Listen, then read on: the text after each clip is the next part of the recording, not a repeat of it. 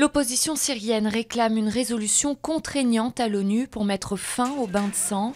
Au moins 150 personnes, dont des dizaines de rebelles, ont été tuées à Tremsa, dans le centre du pays. Les frères musulmans syriens, membres influents du CNS, accusent Kofi Annan, l'Iran et la Syrie d'être responsables de cette tuerie par leur inaction.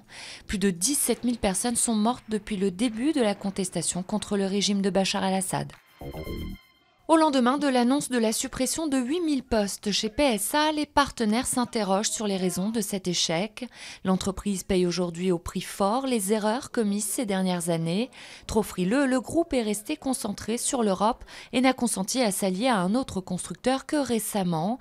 Résultat, selon la CGPME, la fermeture du site d'Aulnay-sous-Bois en Seine-Saint-Denis menace à elle seule plus de 7000 emplois dans ce seul département. La crise frappe la deuxième économie mondiale. La Chine a enregistré sa croissance la plus faible au deuxième trimestre depuis la crise financière. Pékin souffre de la crise européenne, mais aussi de restrictions sur l'immobilier et de surcapacité dans certains secteurs.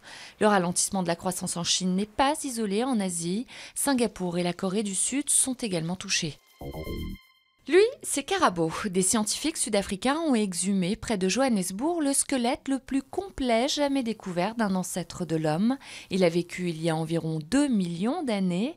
Karabo avait vraisemblablement entre 9 et 12 ans lorsqu'il est mort. Il appartient à l'espèce Australopithecus sediba et provient de la grotte de Malapa, connue sous le nom de berceau de l'humanité.